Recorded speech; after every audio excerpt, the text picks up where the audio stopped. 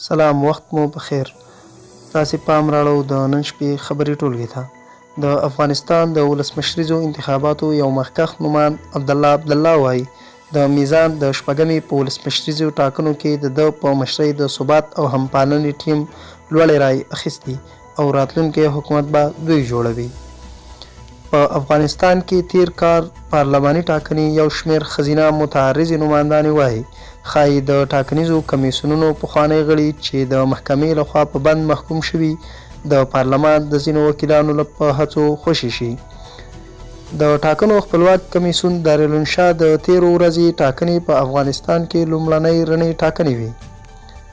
د افغانستان پر انتخاباتو د څار یو شمېر بنسټونه غواړي چې د انتخاباتو خپلواک کمیسیون دې رښتینې شمېرې له خلکو سره شریکې کړي. د ټاکنو خپلواک کمیسیون دارالانشا د افغانستان له 356 ولسوالیو مواد رالېږدول شوي.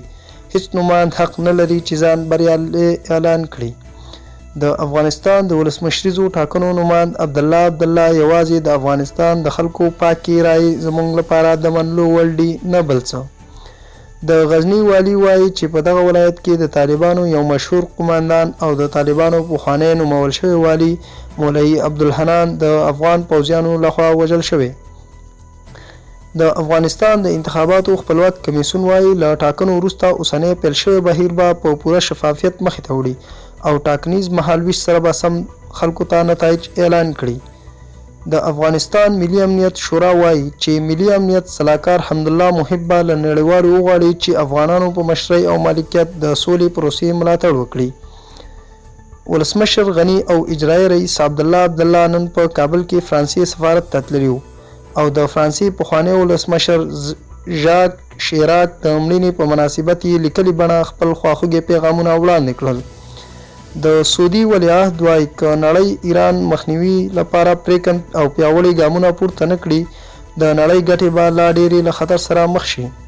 عمران خان د کشمیر ملاتړ جهاد دی او موږ یې کلک ملاتړ کوو.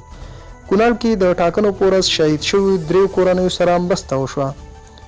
ننګرهار کې د 10 میلیونه افغانیو په ارزښت کرنیزې پروژې پلي کیږي.